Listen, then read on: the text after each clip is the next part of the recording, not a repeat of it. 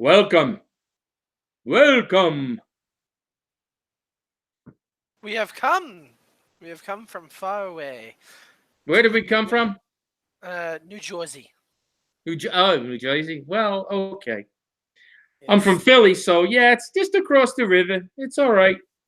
Yeah. So, We come bringing tithings of many gifts, including the Dead Sea Tupperware.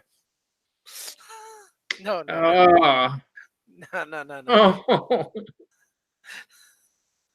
So, if anyways, we have a party at the Dead Sea, it's to sell Tupperware. no. Oh, The Dead Sea created the Tupperware. We're bringing it back. okay. All right. All right. As Well, as as the genie has portrayed in the past. This is the famous Dead Sea Tupperware. Listen.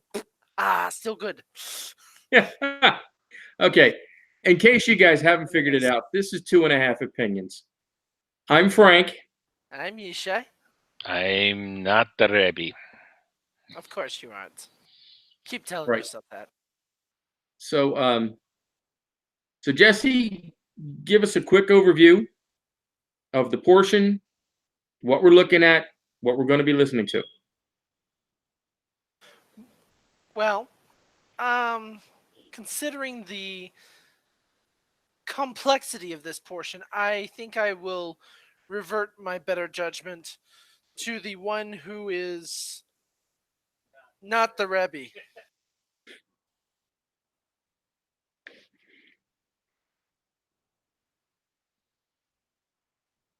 Can't hear you, Chris.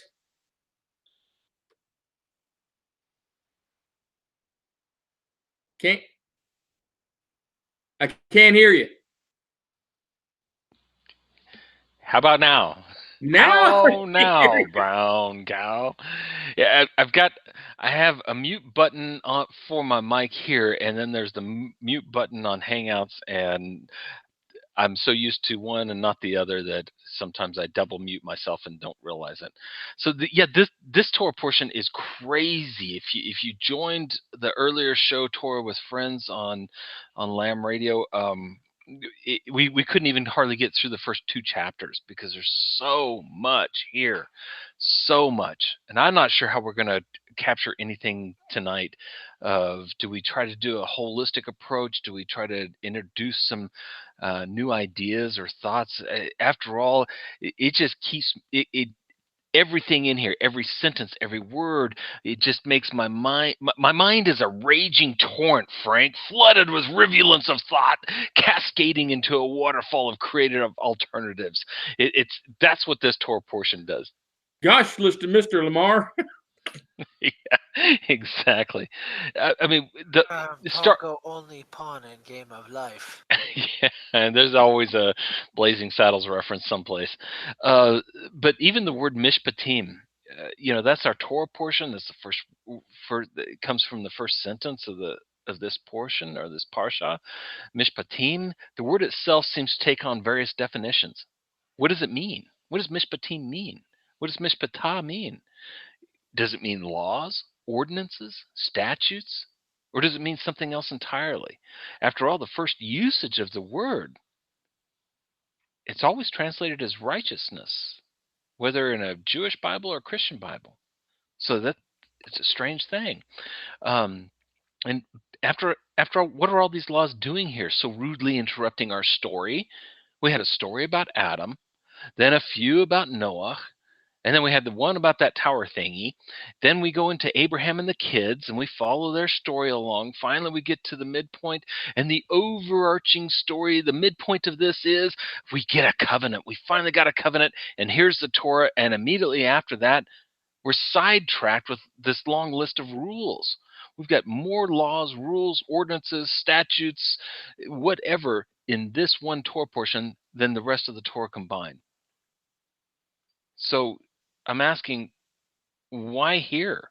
Why now? But there's a great rabbi that said instead of asking that question, you need to be asking, what did these laws remind you of? So here's our 20-second recap.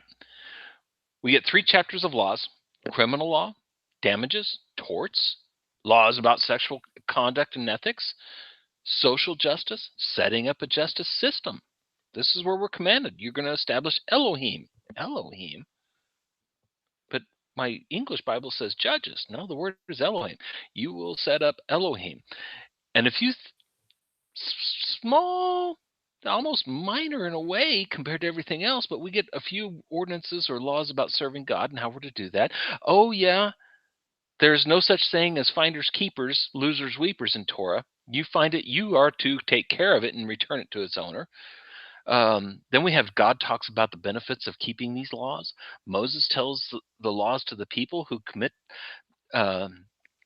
then commit to them by the famous saying, Asher deber Adonai naaseh v'nishma. We will listen and we will do. We will listen and we will obey. Then we have Moshe and Aaron and the elders. They go up the mountain. They see a vision of God, and there's some strange things going on there. And then finally Moses goes up the mountain, all the way up to the mountain, and he gets the tablets. That's our 20-second recap. Now, before Jesse reads, I want to introduce something to you. BBC, British Broadcasting Company, did a documentary by James Burke. James Burke is a science historian. The documentary is called Connections. If you have not seen it, I highly, highly recommend. It's old. I think the first episode was 1978, and I don't even know if it was aired in America in 78. But in the 80s and splattered around in the 90s, I became infatuated with this series. I think there's only like 9 to 12 episodes total. Connections traces incidents and accidents throughout the ages to show us how what we may consider as modern technology is really just a web of interconnected events and inventions. Burke rejects the conventional linear teleological view of historical progress, and he contends that one cannot consider the development of any particular piece of modern world in isolation. So whether it be the invention of the laptop, the computer, or rockets going into space, these didn't happen in isolation. It's based on hundreds and even thousands of years of invention and innovation, both on necessity and greed. It's a fabulous series in history, the history of science and the history of innovation, that truly demonstrates how things on the surface are seemingly unrelated, but through time, they're actually totally dependent upon each other. This is exactly what our Torah is telling us in this parsha. We just read story after story about people and events, but did anyone stop and think, what was the parable that I was supposed to learn from this? What was the rule? What's this ordinance that I should have applied to my life? What's the law? What's the overarching principle that each one of these individuals lived by? And even more so, what they taught their sons and those around them. No, we really don't. We don't pause and think about that. We delve into the spiritualness of it because, after all, as humans, we can't help ourselves. We really can't. We dive into the mystical, the sod level, the unknown, the esoteric. It's like an addict jonesing for his next fish. We rush to that sod, that thing that we cannot really tie, and we use mystical words and mythical things so that we can somehow divine the future. So Mishpatim seems to be that rude intermission of the stories with a bunch of laws and ordinances that on the surface are haphazardly thrown together, but underneath they tie us back to the fathers when we ask that question, what does this remind us of? So with that, Jesse, Frank, kick us off. So you said again, an addict jonesing for a fish. Did I say fish? I meant fix. You said fish. You said fish. That's okay. I know what you meant. You meant fix. But okay. But see, I'm a fisherman. I love fly fishing, so everything to me is about catching fish. So fishing is his addiction. Got it. Right. But Burke actually has 3 series of connections. So there's more than just the 7 or 8 episodes, because I binge watch some of the stuff because it's just so interesting, because I like it myself. Hey, you know what? It is so awesome. Anybody out there that is homeschooling their children, I highly, highly recommend. catching this on YouTube or wherever you can. The series to purchase is very expensive, but it is well worth it because it does go through and tie the history of science into things, and how this little thing that you created today to help cut your fish better, even though you put it on the shelf and everybody forgot about it, 100 years later somebody else will see it and say, I could use that over here and work it into this. And then another 100 years go by and suddenly we have rockets going up to the moon. Yep. As a matter of fact, that one thing about the rockets started off with the Chinese and their love of gunpowder and fireworks, and the idea that they could put rockets on a chair and launch a person into the sky. So that whole thing goes all the way up to the Saturn V. So yeah. But anyway, so Jesse, you're going to read the first Aliyah? Yes, I'm ready and raring. Let's Ready not and let's not get too distracted with Burke. We've got Torah to read. oh, okay. I'll do Unless the we're talking blessing. about dragons. All right. Baruch atah Adonai Eloheinu melech haolam, asher bakar banu mikol ha'amim v'tan lanu et Torato. Baruch atah Adonai notein haTorah. Melech Ne'eman. Amen. Mishpatim, Exodus chapter 21, verse 1 through 19. Read from Chabad.org's translation. And these are the ordinances that you shall set before them. Should you buy a Hebrew slave, he shall work for 6 years, and in the 7th year he shall go out to freedom without charge. If he comes in alone, he shall go out alone. If he's a married man, his wife shall go out with him. If his master gives him a wife, and she bears him sons or daughters, the woman and her children shall belong to her master, and he shall go out alone. But if the slave says, I love my master, my wife, and my children, I will not go free. His master shall bring him to the judges, and he shall bring him to the door or to the doorpost, and his master shall bore his ear with an awl, and he shall serve him forever. Now if a man sells his daughter as a maidservant, she shall not go free as the slaves go free. If he is displeasing to her master, who did not designate her for himself, then he shall enable her to be redeemed. He shall not rule over her to sell her to another person when he betrays her.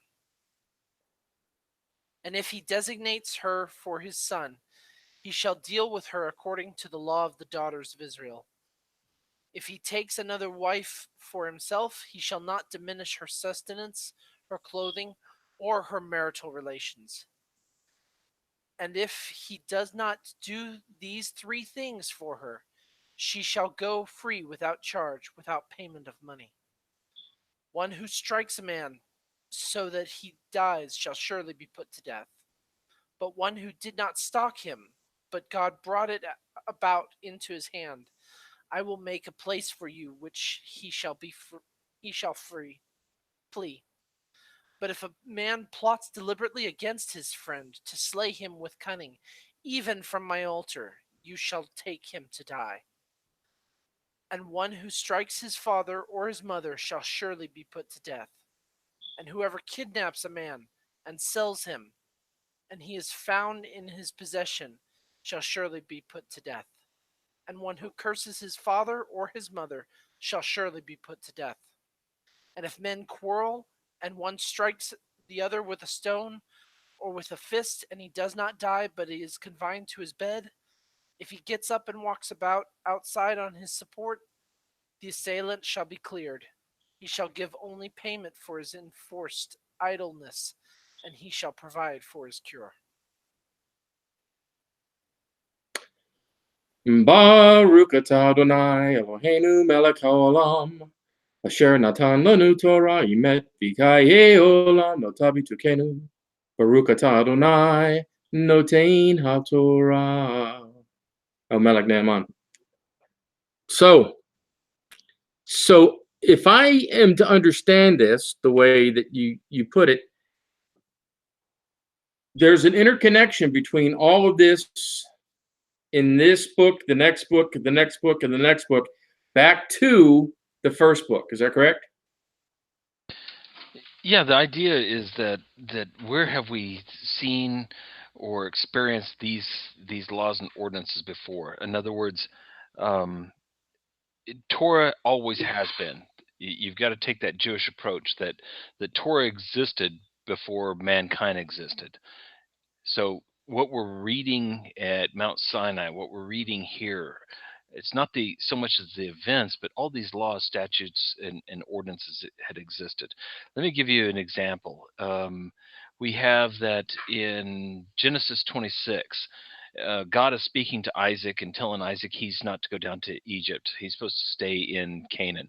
Though later on he's going to let Jacob go down, Isaac can't leave. And what God says, the reason you can't, or he's building his case here, and within the heart of this is because Abraham obeyed me and kept my charge, my commandments. That word there is mitzvot. Mitzvot is usually a good deed, but he kept my mitzvot. He kept my chukim. A hulk is generally, as we're going through Exodus and Deuteronomy, a hulk is the heart of or the reason for the Torah. The hulk is a hard one. So he kept my mitzvot, he kept my chukim, he kept my Torot. He kept my Torahs, my laws. So in English we see because Abraham obeyed me and kept my charge, my commandments, my statutes, and my laws. But Mishpatim isn't there. Torah is. And so we see that Torah has always existed, whether it be from what is a clean animal, an unclean animal for Noah, what he knew, how he knew to sacrifice, even back to Cain and Abel of they brought offerings. Who told them? But it says at the appointed time they brought these offerings. Who set up the appointed times? And as long as we slow down and we ask the Torah these questions and we dig into them, we find that Torah has always existed. These 10 commandments and the Mishpatim that we're reading here, they existed before Adam was. Mm-hmm. So if they did, and if Abraham obeyed these, all those stories that we just finished reading, what were we supposed to have learned? The rabbis suggest to you, you're supposed to have gotten them like kind of like an Aesop's fable. That was the story to teach you, don't do this, do that. In this case, over in this circumstance, this is how you treat it, but over in this circumstance, this is how you treat it. And so we have don't kill. Period. Adam was a vegetarian. Cain and Abel were vegetarians. I could care less what your theology and opinion is. I'm giving you a Jewish approach to this. In the beginning, we were vegetarians. Eventually, animals were allowed to be eaten, but in the beginning, no. All the vegetation I give you to freely eat. So what was I supposed to learn from that? What was I supposed to learn from the experience with Cain killing Abel? Well, here in Mishpatim we have don't kill. In the 10 Commandments, don't kill. Mishpatim explains what don't kill is. If this happens, then you treat it this way. If this happens, then you treat it this way. If this happens, then you treat it this way.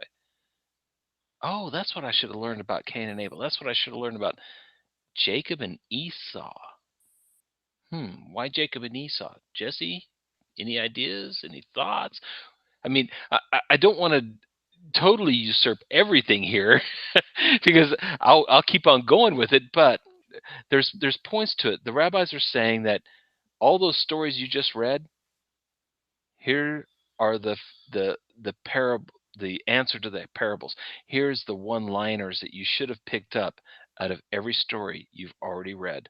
So This is the Mishpatim. So if I get what you're saying correctly, the implication of Mishpatim would point out the subject of what should be done with Cain and Abel whenever it comes to manslaughter.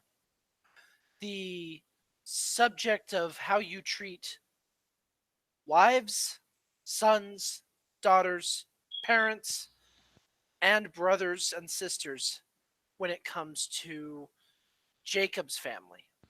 Yeah, I mean, the whole law on slavery, the Eved Ivri, a Hebrew slave.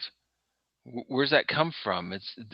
We're talking about brothers and how they treat brothers when they become unable to care for themselves, and they need to borrow money, or it's a large debt, and they're willing to go into servitude. This isn't, and this is sometimes where we get confused. Anytime the word slavery comes up, most of us in America, and I dare say in European world, we rush to American slavery and the epitome and the abomination that was. That's nothing of slavery in Torah.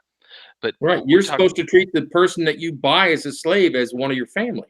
well, there's some nuances there, and I want to be careful. A True. true slave is someone that was captured. This is involuntary servitude. What we're reading in Mishpatim with the Eved Ivri is voluntary servitude. This is like the indentured servant type. He or she is doing this, and then we go into the nuances and some specifications of it. If he comes into and he brings his wife in with him, well, this is how you treat it. But if he comes into it and his master provides him a wife, well, then this is how you treat it, and the resulting kids and things like that. And if the guy can't ever get out of servitude, worse yet. And this truly is. I think there's been a misapproach to this. The Jewish approach to the person that drives an awl through his ear, is this: God freed us from slavery, and throughout the entire 40 years, we're going to unlearn a slave mentality. So those first experiences before we get the Torah is part of that unlearning of the slave mentality. You remember we complained about the water and it was bitter, and then we complained about not having food when we had all the cattle and sheep and goats right here. We have food. So it wasn't about having food for today, it was about the future. Yeah, I've got enough for today, but who's going to provide for me later on? Because this whole wilderness thing, this isn't just an easy trek. We're going to quickly run out of our animals. And God says, I got this. Stop with the slave mentality, because you're saying you want to run back to Egypt every time you have any problems. It's not you're wanting to run back to Egypt. You're wanting to run back to an owner, a taskmaster. The slave owner, the taskmaster, tells you when to get up, tells you what to eat, when to eat, tells you who to marry, tells you how many kids you can have or not have, gives you the job that you're going to have whether you want that one or not. This is true communism at its best. At its worst, it's absolute slavery. And we're saying we're scared of being free men and thinking for ourselves and planning for ourselves. And God is saying, trust me, I have the future. You live as free men. And so when it comes to the Hebrew slave, this is someone that has gotten himself into a bind, physically or financially, can't do it. Kind of like capitalism. The rich always get richer and the poor always stay poor. But then we have this weird thing of a man sells his daughter. Why would someone do that? This one makes no sense to me. I get a guy that being into so much debt, he's willing to go into indentured servitude, but that's for a period of time. Now we got a guy selling his daughter. Why? What sets up that situation? Maybe I'm rushing ahead. Frank, Jesse, do you guys want to start off on something else before we get Well, into yeah, some of this? and it's not in this portion, but it is in later portions where we are told a man shall not wed two daughters, both of them being alive, or two sisters, sorry, both of them being alive. If one marries and then she dies, he's allowed to marry the other one, but not both at the same time. That comes right from Jacob. I mean, that's the connection. It's what we should have learned about with Jacob, but we didn't. So, and just the terminology, isn't the terminology in the Torah, thou shalt not murder, not kill? Because murder and it says in the text here about someone laying in wait for, correct? Yeah, it does. I mean, we start out with, you don't kill, but let me, Jesse, maybe you have it pulled up. I need to pull it up for myself. I'm gonna run down there. Which section? Let me know. I think it's in 15, verse 15. Nope, it's a little bit earlier. When a So, man. verse 12. We're in verse 12. One who strikes a man so that he dies shall surely be put to death. Sounds pretty straightforward and plain right there, right? So, if I shoot, if I stab, if I hit, if I punch, whatever, if I throw a rock at Frank and he dies, guess what? I'm put to death. And then the very next verse is, but one who did not stalk him, but God brought the circumstances. We're really saying God caused this now. This is God saying, but you didn't mean for it to happen. You didn't stalk him. You didn't plot this out. You didn't sit lying in wait. You weren't contemplating this. You didn't make that declaration. As soon as my father passes away and the mourning period is done, then I will go kill Jacob. Right. Ooh, Exactly. You that's what. only fought with him out of an argument or out of a frustration. And wait a minute, you can die by that? Oh crap, you can die by that. Well, no, that's just it. That's what the rabbi Trying to means. quote the Cain and Abel. Yeah, but this is what the rabbi means by, where else have we heard this? What does this remind us of? Someone lying in wait. We see that specifically with Esau. Hence Jacob's consternation, his troubling the night before going to meet Esau. Jacob already knows that Esau's lying in wait for him. Now the story ends up a little bit different, and that's okay. All we're doing is setting up the circumstances here. But where did we see an individual that was not lying in wait and still killed someone? Our first instance is with Cain and Abel. Now the sages go back and say there was no such thing as killing anything before Cain killed Abel. So therefore Cain could not have known, and they dare say they encroach upon the idea that Cain had no idea that Abel could be killed, let alone that he could kill Abel. So his intent was not to kill Abel, but it was the emotion that raged up within him, that all he could do was hit. And he picks up a stone and he's trying to silence, he's trying to get out his emotions onto his brother until he realizes his brother is dead. And then not knowing or understanding what he's just done, he tries to cover it up by using the earth. And that's why God comes back and says, the earth cries up with your brother's blood. What have you done? Cain Well, I doesn't want to. fully understand, and so it's almost an accidental thing. Even though it was brought up in rage, there's a penalty to be paid because you killed someone. And the Torah tells us in the following chapters after this Torah portion, I'm going to set up cities of refuge for you. Why am I going to do that? Because that's what I did for Cain. Right. I wouldn't let anybody kill Cain. I set up a city of refuge because I know Cain's heart. I know what really happened there. He didn't sit up, lie in wait for the purpose of killing his brother. He did this out of emotional rage. All right. Well, I want to ask, since there was no killing, how did Abel offer a calf or whatever animal he offered? He brought an offering. Doesn't say that he killed it. Oh, okay. And that is, Uh, truly, that's the simplistic answer. Is he brought an offering of his first animals, and Cain brought an offering of his first fruits. This is what's required of Torah, but who told them to do this? And even worse, at the appointed time. What was the appointed time? We don't Right. know all this, and that's what Mishpatim is telling us. Is okay. You didn't pick up on the nuances of what you should have learned back then. Here's what's going on. and to Right. briefly expound on that, there's if you look at multiple ancient um, nations and ancient beings, even our own Native Americans, you look at it and a knife is not meant to be as a weapon to kill someone.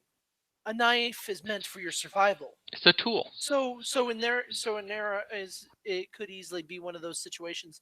I used a tool to do a job. I did not use it to kill an individual. Right. It's a tool, and a lot of these things are tools to enhance the world about us. So yeah, when it comes to Cain and Abel, we can question a lot of things. I mean, I know Christianity wants to rush back and saying the first sacrifice was done by God. Well, the Torah doesn't say that. Judaism takes a completely different approach. There was no sacrifice done there. No animals died there. And again, I'm giving the Jewish approach to these things to give us a different perspective. It's all the connections thing. Here's a Right. different perspective. Think about it this way. What if it was really this way? Now, how does that play into Mishpatim? How does it play into these laws and the application of these laws? Because at the end of the day, the issue is always going to be the Torah was given to Israel. Why? Well, Paul tells us in Romans and in other places that the Jews received the Torah because God knew that the Jews would, one, keep it, they would pass it along through traditions and through other means, and they would preserve it. They would guard this. No other culture or nation was capable or would have done this. It would have been lost at some point in time in some place. And so, why the Jews? Paul says, why the Jew? Much in every way, for to them was given the prophets, the oracles, he says, to them was given the covenants, to them was given the Torah. So, don't disparage or discount how they keep, why they keep, when they keep, and how they interpret this. In fact, you should be learning from them how, why, where, and the application. And the purpose it was given to them, God says through the prophets and throughout all of Tanakh, you're to be a light unto the nations. I gave this to you so that they would see how you do Torah. And as soon as they see you doing Torah, they're going to see the wisdom behind it, and they'll throng to me, says God. Right. Right. And on the idea of the difference between murder and killing, the example we're given later on in Torah is that if a man is cutting wood and the axe head flies off the handle and kills his fellow, he has a place of refuge to run to, a city of refuge, because he did not mean to. He was cutting wood, the axe head went. So it's a tool that wasn't meant for killing in the first place. It was meant to do a job. So they expound upon that later on in Torah. I think it's in Deuteronomy, isn't it? But anyway, Essentially, as Jeremy Long put in here on the chat, accidents are God's work. but that means but I'm yeah, special. but yeah, it's I use the reference of the tool for ancient cultures because you had mentioned the whole sacrifice bit, and to them they would view it more as a tool, less as a means in which to kill the animal. So that could also be another opinion of the matter, not necessarily something for us to diverge into, but the whole concept is the intent of what you're using that tool for, Yeah, it's not the tool and itself. that's it, Jesse. Is we're still dealing with the intent of the action, and yes, the action happened, and we'll get into this with the thief that comes in at the night. If it was in the daytime, you treat it this way, but since it was nighttime, you treat it this way. And so here we have, yeah, the Torah uses this as an example. The axe flies off. the The point is not about the tool, the axe, the gun, or anything else. And I like what you and Jeremy and the rabbis say is, you know what, that was an accident. You couldn't have foreseen it. You didn't intend it. That's in God's hands. Is really what they're saying. That's in God's hands. Let God judge it. Man, you can't judge it. However, I know you've got emotional ties to that individual and you want replications.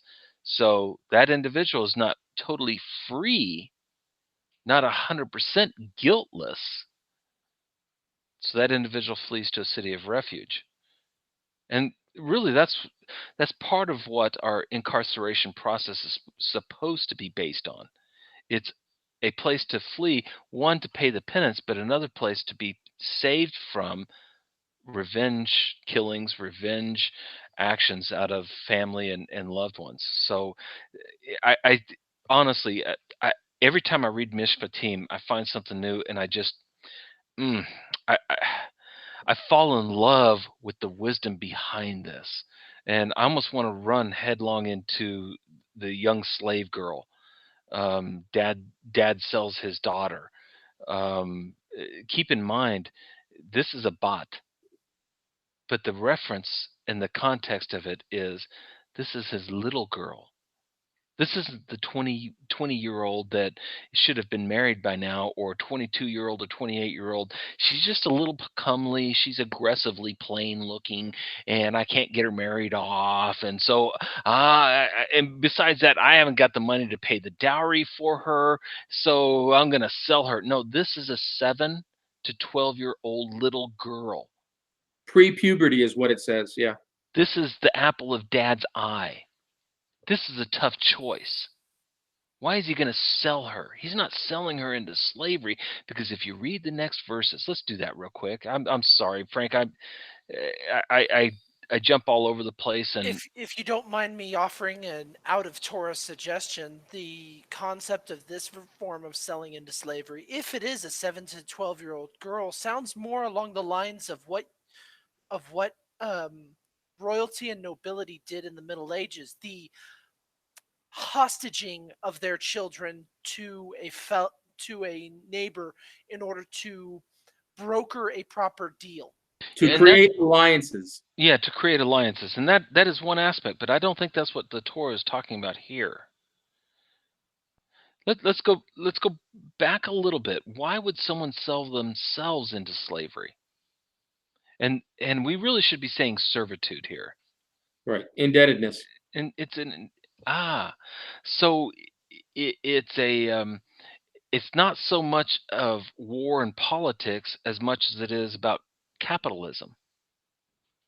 It's my economic status. Now, Republicans and Democrats have a different approach to economic status.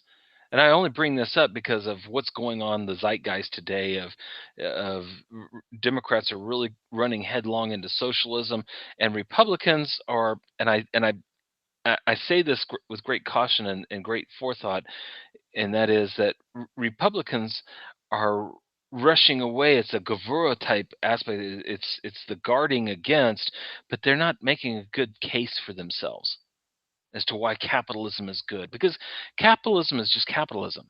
It's not either good or evil.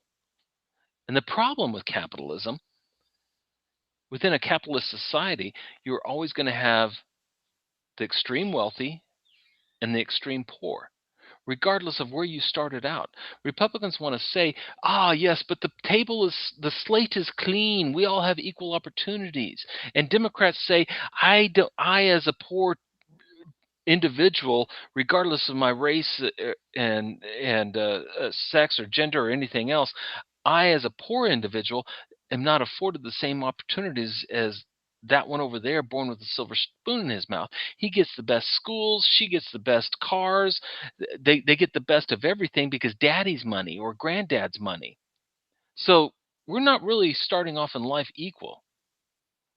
But Republicans run to, yes, but we all have the same opportunities. No, we really don't.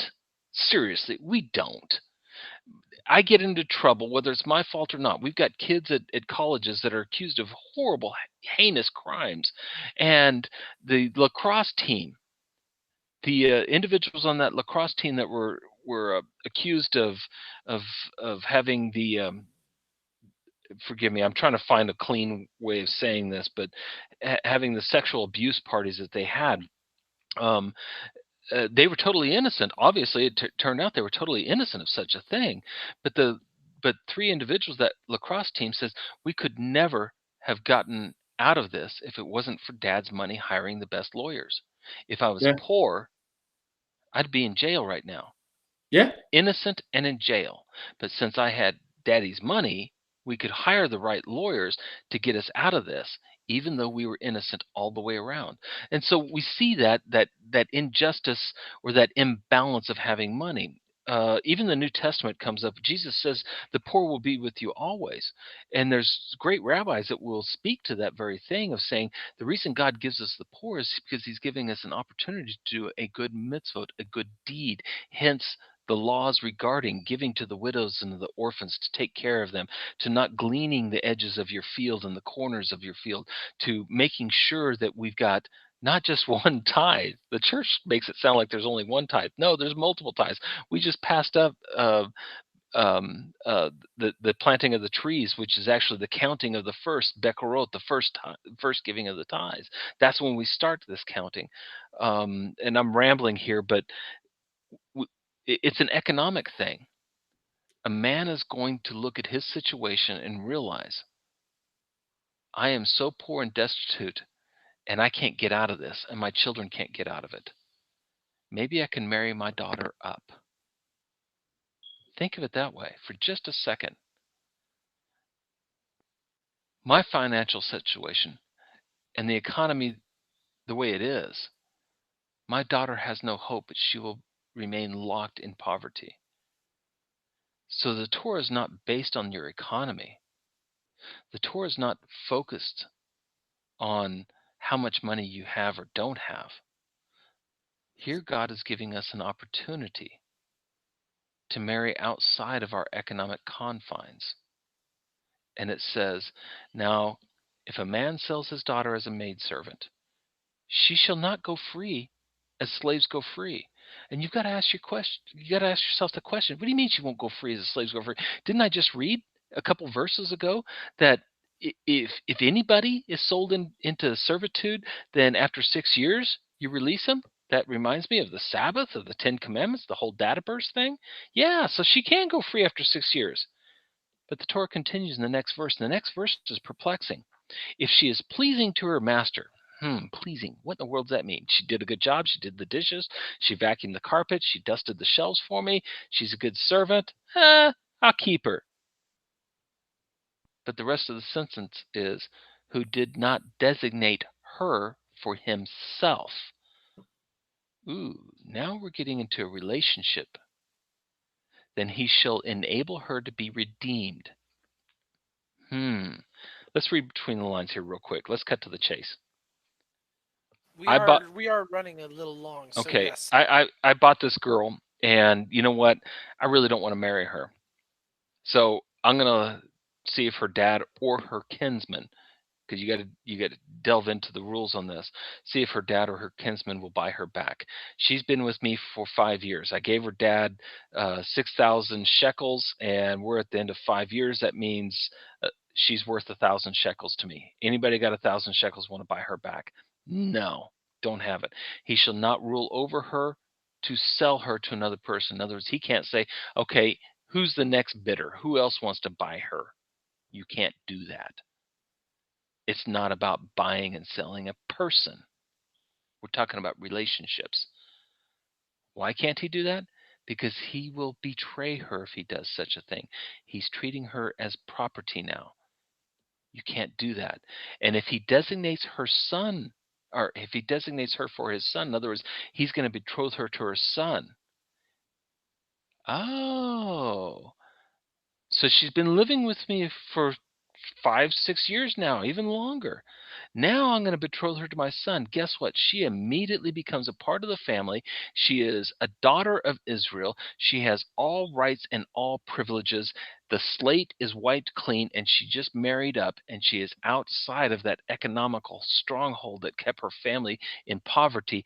Now she has risen up, and it continues over and over again throughout this aspect. That almost sounds like an expansion on legacy. It does, and it is. So the whole thing is about social overriding economical. We started out with the economical status of I find myself in a situation either by physical abilities or just mismanagement of my money. And then we go into, okay, I'm locked into this cycle of poverty. I don't want my children to be with this. I have a way out. So then that poses the question, how does I'm jumping far ahead with this one, but because of the way you worded it there, I must ask. So how does this apply to the situation of the thief being caught? Different situation, because again, this is the thief being caught. Frank, do you want to jump on that one, or anybody want to Yeah, read that? Let's the read that. thief, Read that sentence, because yeah, I'm the not thief the being Rebbe. caught. Okay, the thief being caught. It says, if it is night, it is dark. There are the intent of the person breaking in is not necessarily to steal, but also maybe to harm. Whereas if it's light and light is on the thief, then you can judge whether or not that person is there to harm you or just hungry. So therefore, they're treated differently. That's the difference between the two. At Okay, night, so somebody can harm you. So so we're reading Exodus chapter 22, verse 1. If while breaking in the thief is discovered, and he is struck and dies, it is if, and I know the English translations, the Christian Bibles say something a little bit different here. right, there's no blood on the It person's hands. says there's no blood guiltness. In other words, this isn't manslaughter. The Hebrew really is saying it's as if the individual had no blood. In other words, there's no requirement. There is no justice that needs to be called out for anyone on this. It's Because as if blood demands blood, and if there's no blood, Then you can't demand blood for it. exactly. So there's no blood guiltness. In other words, there's no justice needs to be sought. The matter is settled. Period. But the next verse brings out something that is really troubling. In English, and we'll read from Chabad. You can read from JPS, or you can read from your King Jimmy and any other version. It's a troubling way to interpret this. It says, "If the sun shone upon him, it is as if he has blood." What? What do you mean if the sun shone upon him? So he broke into my house, and I can kill him. He's definitely described as a thief. What was he trying to steal? Was he stealing my cattle? Well, it seems like it, because when we skip down to verse 3, if the stolen article is found in his possession, whether a bull, a donkey, or a lamb, uh, then he'll pay twice the amount. But it doesn't specify the crime of what he stole. Is this grand larceny? Is it petty larceny? Did he steal my watch, or did he kill my son? But also in this portion, it talks about somebody stealing a person, Yes, it kidnapping, does. It and does. they are to be put to death. And we need to be careful of not mixing the mishpatim here. This is a separate ordinance, or a separate law, or a separate statute. What do I do if someone's breaking into my house? You have the right to defend yourself and your family. I have the right to defend myself and my family. But if the sun is shining upon him, now what does that mean? If the sun, does that mean if he's outside and it's 12 o'clock in the middle of the day? I believe it would be taken more as in this situation now. If I was to reach over there and turn off this light switch, I would not be revealed. But if I turn the light switch back on, I would be revealed, and my intents or actions would be revealed as well. So the idea that the sun shines upon him is metaphorical. In other words, if the light has been shown on him, then all things are revealed. And this is really, I mean, you're hitting on it right there, Jesse. This is what the sages are saying, is if all things are revealed and you still killed him anyways, then you are guilty of the blood. But there's a twist. There really is a twist in the way this is worded, and this is why it's troubling to try to understand this, because the very next sentence, and if you want to, you can put a semicolon there. He says, "He shall surely pay." Who is the he? Now we go to the very next sentence. If he has no money, he shall be sold for his theft. Well, it makes it sound like, who did the killing and who's dying here and who's paying for what here, because it's very troubling. This isn't troubling just for us. This is troubling for the rabbis throughout the ages. And so when we go to Talmud and Mishpatim and we look at this and we see that under the rules for self-defense, this is our case in point. And what the rabbis are trying to say, what the sages are trying to say, someone breaks into your house and you don't know who it is or what they're trying to do, but you fear for your life. You have the right to defend yourself because you don't know and understand why they're there. They're just aggressive. They're in the wrong place at the wrong time, and they're aggressive. This is a thief. He's come to steal your life. He's come to steal your kids, your wife, your possessions, whatever it is. You don't know because the sun has not revealed this to you. There's not enough light on the situation. You are held guiltless in any aspect.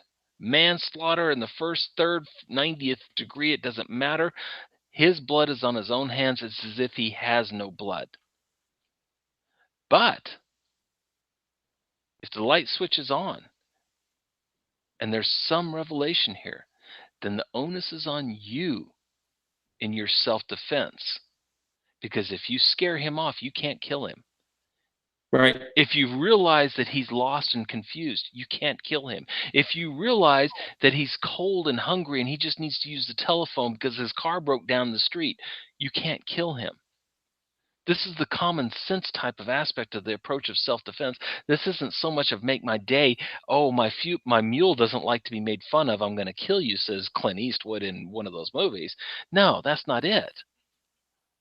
This is, you've got a little bit more to the story now. You didn't just wake up out of a slumber hearing noises and see somebody in your house and the light's not on. This is, you know, a little bit more now. You're a part of the situation. However, and the Midrash continues. Let's say you did hit him, you did shoot him, you did stab him, whatever, in the confusion, and he lives to the next day. Now he will pay for anything he attempted to steal or stole. That's what the next sentence is. If he has no money to pay for the damages of breaking into your window or kicking down your door, then he's to be sold for the amount of the damages to repay you.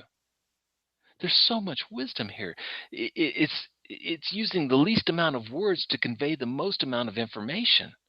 It really is fascinating how God uses words, specific, concise words, to get about the most information that can be timeless and not be construed throughout time if we pay attention to what the Torah is saying. If light is shown on the situation and the individual busting into your house is armed, obviously they're not there to say, hey, how you doing? Okay, more information's put upon it. You still have that duty and responsibility to defend yourself and your family. But if you look and he's not armed and he just walked into the wrong door because you absentmindedly forgot to lock your front door, which people do that sometimes, and you go, what are you doing here? Oh, you don't have the right to kill him. Yeah, he's not a threat.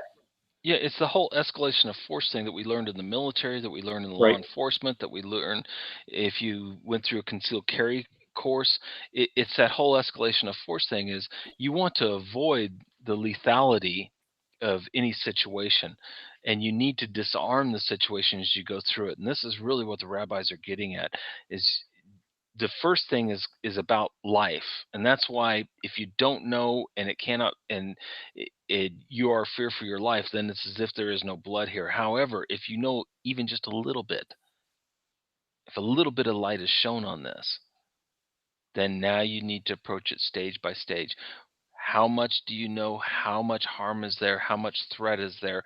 Then you need to meet force with force, and you're allowed to escalate the force to prevent further damage and further loss of life. Right. But so if you the person turns and flees, you just can't shoot him in the back because you were right ticked off right. that he woke you up that night. So you mentioned earlier about the data burst. Now, this is a concept you and I came up with a long time ago. And the words being heard are, we're seeing the words, we're feeling the reverberations. Each word, each utterance, each commandment, you could, if you wanted to bring it up to today's type thing, is a PowerPoint presentation. And under each bullet, there are sub bullets. That's the same way that the 613 mitzvot are listed. You got the 10 commandments, and then under each commandment, what mitzvots are what? What mitzvots are what mitzvots are what? So this portion begins the telling of all of the sub points to the commandments. And the rest of the books are all sub points to the commandments. And that's how you get the 613. Yeah, and what we're talking about, to put it in context, is the 10 commandments were given. When the 10 commandments were given, we said, Moshe, we can't hear anymore. This is too much for us. We're going to die if we hear anymore. We all heard the 10 commandments. Everybody did. Well, Yep. all of Israel heard the 10 commandments. Moshe, you go up to the mountain, you get the rest of the story, and you come back and tell us, and whatever you tell us, we'll do. So what we were looking at that point in time is Mishpatim. Really, each one of these statutes mirrors to one of the 10 commandments. Every single one of them does. Some of them, it's not as clear. Some of them you would think, well, this deals with honoring your mother and your father, but it's really dealing with thou shalt not steal. Thou shalt not bear false witness, and it's really intriguing to match each one of these up with a specific commandment. And so Frank and Leonard and I and a couple of others were talking about this, of how they do match up. And Frank, I think it was you that really coined it, that it's like a data burst, and we all went, oh, that's it. It is. Yep. The 10 commandments are a data burst. You know how when you're listening to the radio or watching TV, you get this weird sound occasionally. You get the and you wonder what was that, and it's like in between a commercial and the show or whatever it may be. If you're a ham radio operator, you know exactly what that is. It's called a preamble. Yeah, it's whenever you're a ham radio operator, every so minutes the FCC requires you to give your call letters and your license. Every so minutes, this is a requirement by law. And so the radio stations and television stations adopted the same thing. Is, well, we can do that, and we meet the intent and the heart of the law, but we're going to say all that information. This is KOTV channel 4. This is our license number, Oklahoma City, etc. But we can shorten it up so much to where it just comes out as a, and that's it. I'm abiding by the law. But you can't understand all of that. All you heard was, and so the 10 commandments are pretty much that data burst. What's the first commandment? I am the Lord your God who brought you out of Egypt, out of the house of bondage. You shall have no other gods before me. First commandment. Yep. Within that, we go into Mishpatim, and we see so many things there that really deal with our relationship with God, and that He is God. That's why I can't kill. That's why I can't do these other things. And then we go down the list, and we see Shabbat. You shall observe the Sabbath, guard the Sabbath, keep the Sabbath. And then we have this slave. Well, what has slaves got to do with Sabbath? Oh, yeah. After 6 years, I have to let them go. They get a Sabbath too. So Sabbath is affecting my economy. Why is it affecting my economy? Because I got to plan for it. I can't work on Sabbath. I can't cook on Sabbath. There's certain things that we don't do on Sabbath. Why? Because God has taken care of the Sabbath for us. And so we see through Mishpatim all these laws or all these statutes or ordinances or whatever you want to call them. This is stretching out that data burst of the 10 commandments and giving us a little bit more. And Frank, I think you or someone else mentioned it and really summed it up for us. And that is, so we've got the 10 commandments, and the rest of story is commentary on how to do, when to do, and why to do these 10 commandments. And with Mishpatim, I'm telling you that it's the same thing. We read the stories. The patriarchs kept all of Torah. Mishpatim is telling us exactly what they kept. And there's some troubling times in there because we've got kidnapping, we've got selling. Why is kidnapping and selling sandwiched between don't don't strike your mother and father and don't curse your mother and father? Who was kidnapped and sold? Remember the Rabbi Silver said, "What does this remind you of?" Oh yeah, who was kidnapped and sold? Jesse? Joseph was Jo- kidnapped and sold by his Yep. brothers in this case. Yep. by his brothers. Why?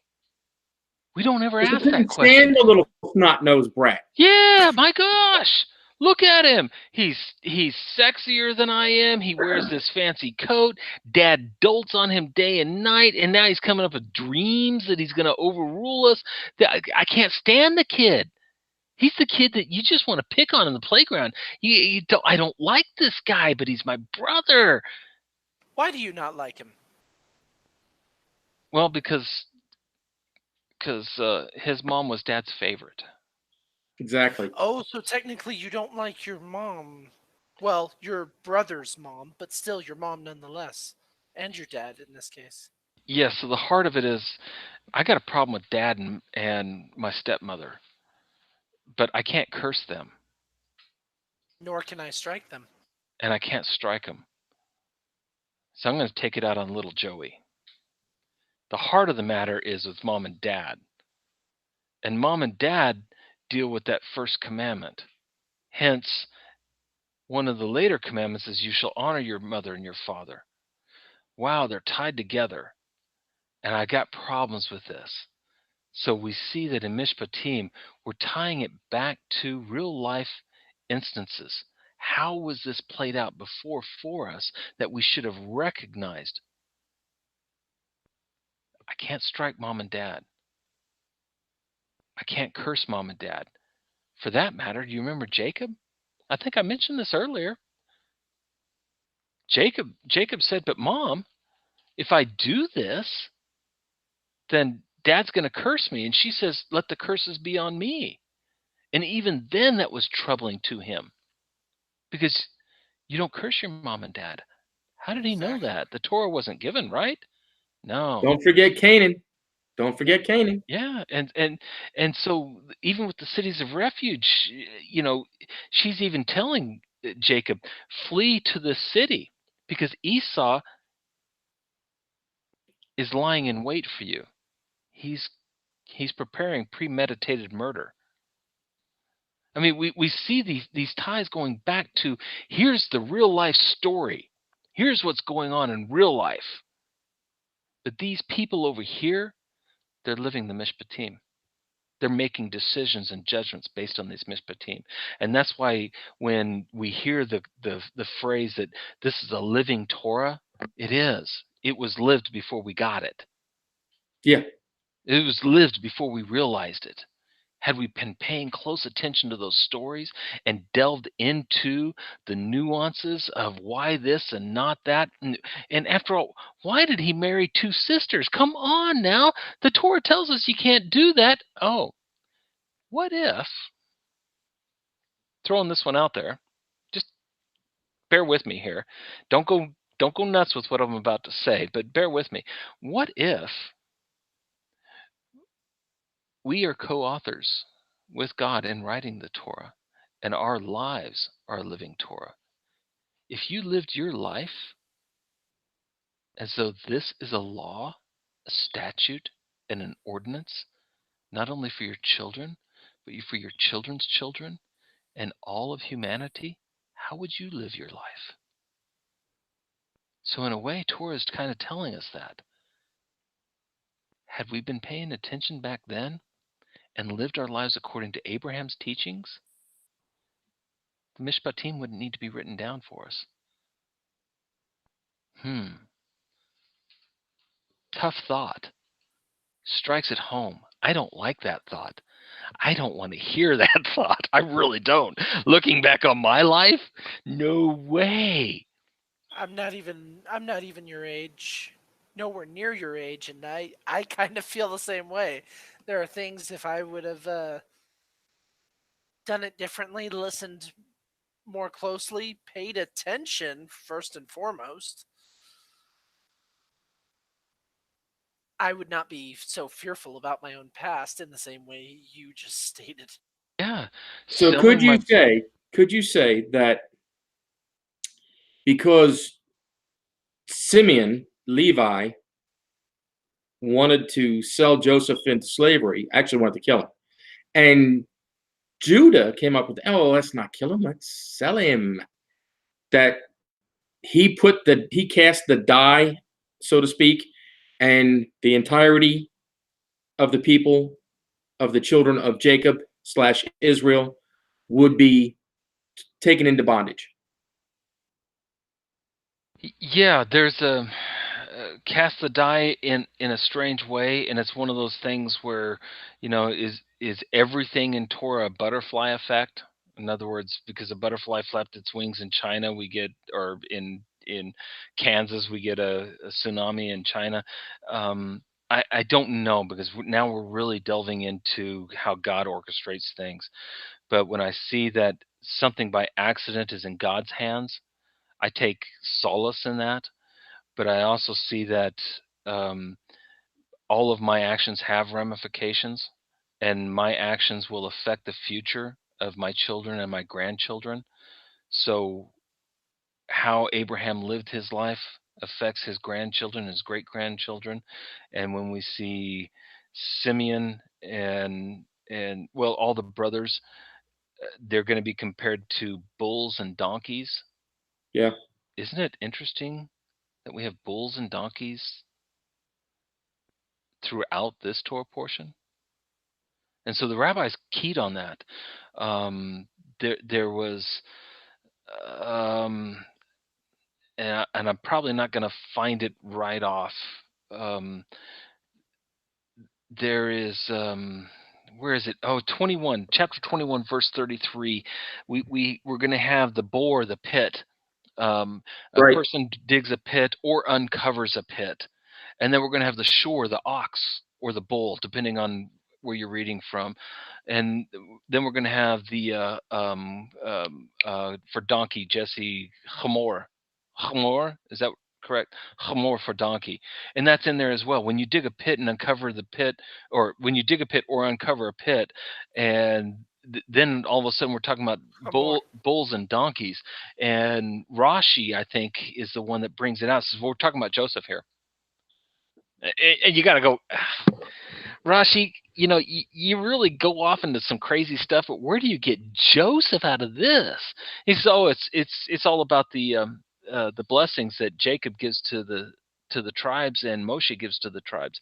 Yeah, but Joseph is not equated to a donkey or to a bull. Those are other tribes. Yes, but they were the ones that threw Joseph into the pit. Okay. Okay, so will we So have to go over the blessings real quick so that those listening no, no, can no, understand? no, not so much. It's just go look at that for yourself. What I'm trying to do is the the rabbis, the sages, were so enveloped by Torah that they could mix things, or I don't want to say mix, but They match could cross things. reference. They could cross-reference things, and it would be almost as if, like what Frank and I and Jesse do on every one of our shows. We'll give a line from a movie, and that movie references something else. In Britain, they do something similar whenever they're talking about something. Is they'll say, uh, "Well, that's just rubble." What do you mean that's rubble? Barney, rubble. And then they go off into the Flintstones, and that ties into something else, which comes back around to explain what they're talking about. And it's one of those weird things that the rabbis do constantly. And so they're saying, well, yeah, this is about Joseph. What do you mean about Joseph? How is me either digging a pit or uncovering a pit and making sure that I have to take care of somebody else's donkey? Oh, yeah, well, because it was the donkeys and the bulls that threw Joseph into the pit. And so that we're still responsible for the donkeys and the bulls. What? What's he talking about? I'm my brother's keeper. Don't you get this? That if I dig a pit, I have to be careful and cautious about everyone else in my community and make sure that what my action just did does not cause harm to somebody else. Well, how about this? How about, and if a man's bull strikes his friend's bull, and it dies, they shall sell the live bull and divide the money uh, received for it, and they shall also divide the dead body of the bull. And it also goes into, if it's a bull that's known to be goring and it's not kept and it gores, then the man's responsible for it. So not only is God setting down Torah thought, or I should say Talmudic thought, but he's setting down stuff that they might not have normally thought about and might have come to the wrong conclusion, in my opinion. Yeah, and just keep in mind, Talmud is how we do Torah. Yeah. It's not trying to reinterpret or give us new laws. It's that Torah says this, and so what else is applicable to it? It's how do I do this? Right. And all I'm saying is that God is setting it down so that this is an example. Follow this. Exactly. Exactly. So here's the example. What do I draw from that example? And if it's true in the larger form, how much more true is it in the smallest form? Or if it's true in the most minute form, how much more true is it in the overarching form? And that is a way of discussing and applying Torah to our lives. So if it's true that I have to put a fence on my roof so nobody falls off, how much more true is it that I need to keep my dog on a leash so it doesn't bite somebody? Exactly. Exactly. It's those things. And as we go through all of Mishpatim, we'll see different things. How we started out the show tonight, though, is I just wanted to draw references of how real life stories, and I'm pausing for effect there. We need to remember these aren't just mythological stories. These are real life stories. These are real people and the things that they had to deal with. I could not imagine growing up in such a dysfunctional family that dad was forced to marry somebody he didn't want to marry that happened to be my mother, and he treats my mother different than the one that he really wanted to marry, and now he's treating the kids of that wife better than me and my kids. Yeah, I'm going to have some daddy issues here. I'm going to have some problems here. Dad sold me as a little girl? Is that really what the Torah is saying? Better yet, in Deuteronomy chapter 21, we're going to have something that equates back into the Mishpatim here. And that is, if I have such a rebellious child, if my son is so rebellious, he's a drunkard, he won't work, he doesn't get out of bed, he won't do what I tell him to do, I got to take him to the judges at the gate of the city, explain all this to them, and they stone him. And I've been accused by uh, Catholics mainly, but Catholics and Muslims that see the Jews, they believe in stoning their unruly children. That's hideous. That's horrible. What an unloving God that is. No, what they miss is that the Torah just laid down for you once and for all, settled the question completely forever. A parent is not allowed to kill their child, whether inside the womb or outside of the womb. A parent does not have the authority to kill a child. Wow. I didn't read it that way. I just read it that God was a mean, hateful God and wanted to kill children. It's because you're not looking at it with the wisdom that the Torah was written. No, not you, Chris. The people looking at it the way you're suggesting. That it's like, no, you're wrong. No, you're wrong. God is right. You're wrong. so, so how do we wrap this up in 5 minutes?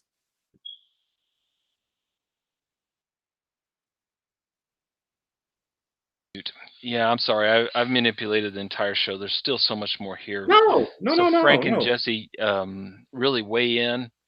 I'm going to be gone next week. I've got to travel, and I just won't be around. Won't have connectivity to get onto the show. But so, Frank, Jesse, you guys try to wrap this one up.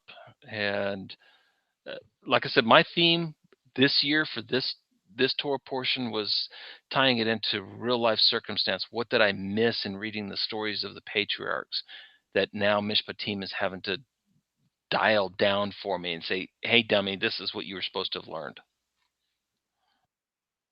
Well, That's a good point. I could actually try to get this started cracking. Which path do you want? The learn from your history concept, or the how to treat family concept? Granted, they both tie in together, but you've given me two concepts throughout all of this portion.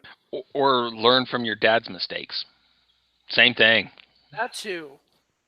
Because to try to sum it up in maybe 5 minutes, well, let's see.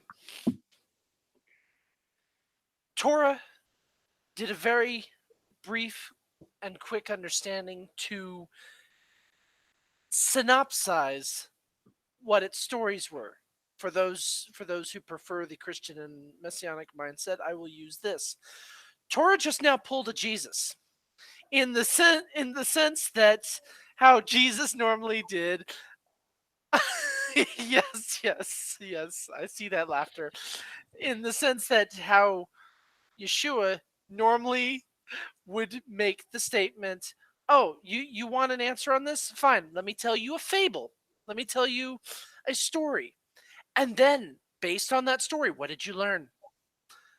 It is that same mindset in this Torah portion in Mishpatim. It is that mindset of, this is the synopsis. This is the what did you learn from the lessons of your forefathers, from Moses, from Jacob, from Abraham, and from Isaac.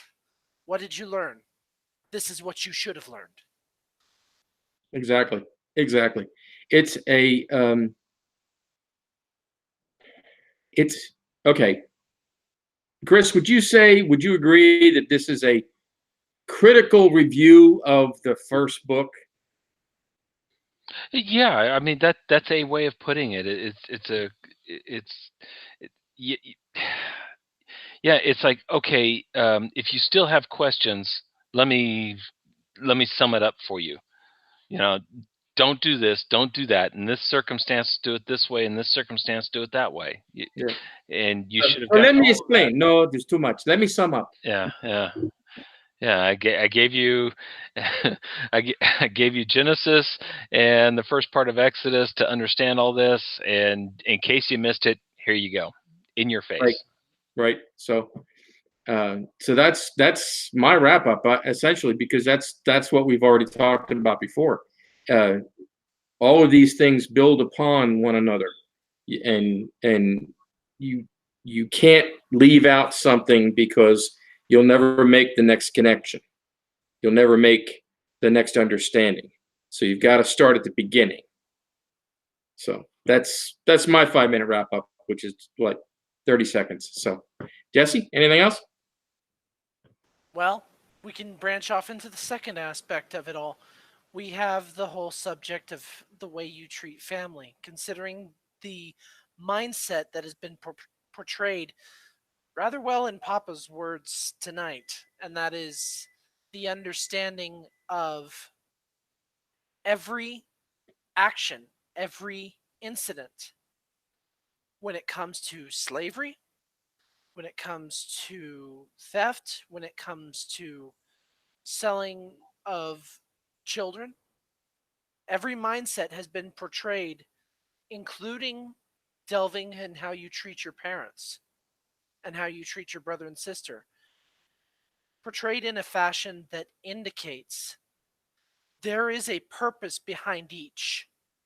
There is a purpose behind each commandment, and each one of them tied into not only the respect that you provide to parents, brothers, sisters, children, but also the respect provided to, but also the respect given towards developing your family's livelihood. I mean, take for example the subject of selling the daughter. In a way, based on the way it was worded by you, it is the mindset of You may be selling her as a means in which to pay off your debts, but your intention is to get your daughter out of what you put yourself into. Yeah, get her out of that life cycle. And there's so many things within Mishpatim that really deal with that. And we'll see it continually throughout the rest of the Torah. That if we slow down and not look at these as rote laws and regulations, thou shalts and thou shalt nots, but we start looking at it as, if I find myself in this situation, how do I deal with it? And coming to what I said earlier of Abraham kept all of God's laws, statutes, and ordinances. But within that verse, the word mishpatim is not mentioned. It's other words. But Abraham is the father of our faith, and you've got to ask what happened before him that established him, and now from him and going forward. What did I miss out of Abraham's life that I should have caught in Isaac's life? What did I miss out of Isaac's life that I, as Jacob, am caught up in a turmoil of circumstance that I fell into this. This was a mistake. I didn't mean, it wasn't my intent to rob from Esau and to kill his future. I wasn't trying to kill him. But mom and dad and circumstances and everything, it really is, it's one of those horrible shows that you see the guy falling and falling and falling, and he just can't correct himself until mom says leave, and then dad says leave. Do you think ever that Jacob thought, gee, my life is going to be recorded in history, and what I Yeah. do here is going to be used to explain God's Torah? How am I living Torah as a living explanation to my sons, to my daughters, to my friends, to my spouse, to my boss, to those that work for me? If he How am was I living Torah to be the living explanation of the Mishpatim? Because it's not about do's and don'ts. It's about how you are doing Torah. How are if you he's living this? if he's at all like any other human that I've known of, including myself, he would have taken that approach long after he has had children, not before. Yeah. But hey, we're not perfect, but we have Torah, so we can try to be mature, try to grow up in what God wants us to do. So, those who don't learn from history are doomed to repeat it. Yeah, do, and for me, every day I wake up going, I think I'm going to go fishing. So Well, yeah. this has So been that fun. yeah. So just to wrap it up, this is Two and a Half Opinions. I'm Frank, I'm Yisha. I'm not the Rebbe. and I'm glad to hear Jeremy was in the room. So Jeremy was on. Good yeah. deal. So I miss that guy. He's yeah. down in Texas, and I miss him. I wish the last time I saw him, he'd come up here, and we had a great weekend with he and his son, and good guy, Just miss him. So we will see you next week. Mine is not the Rebbe, but some sacrifices have to be made. We've been capable of preparing in advance, at least to True. some degree. So Shabbat Shalom, Lehitrot, Shavua Tov. I do want to throw this out for those that have missed it. We're all bread thieves here. I pick and choose from lessons I've learned from Rabbi Hirsch or Rashi or so many others, and I try to weave it into, this is how I understand what they're teaching. There is a great YouTube show that comes on. It's called Aleph Beta, is that correct? AlephBeta.org. And on Shabbat mornings, the youngest one and I, we get up and we watch all the videos that are there on YouTube. Fabulous. So I just want to give a shout out that a lot of things that I'm getting these days are really from that, and they do a wonderful job of explaining some of these things that just make my mind go, "Ah, what?" And Rabbi Silver and Rabbi Foreman are on there. I reach out to them in other ways as well, or learn from them in other ways, I should say. But there's so many sources out there of trying to understand the Jewish approach to Torah, that we are living in such a beautiful, wonderful time. I don't think ever before in history where Judaism was so open to others understanding and learning Torah. For hundreds of years, Torah has been pretty much locked from both sides of the aisle, from the goy, the ger, as well as the Jew. We've been locked out of it, and now there's such an explosion of information out there for all, that truly we are approaching the signs of Messiah if we're not living in the footsteps of Messiah right now. And so with that, um, Yeah. Mashiach now is all I can say. There you go. Yeah, and don't worry about it. Isaac Newton said, "If it wasn't for the people who came before me, I could not stand on the shoulder of giants." And I know I misquoted that, but that's essentially what he says. So don't worry about it. Everybody does it. So have a good night. Shabbat shalom, Shavua tov, Lehitrot, and we'll see you next week.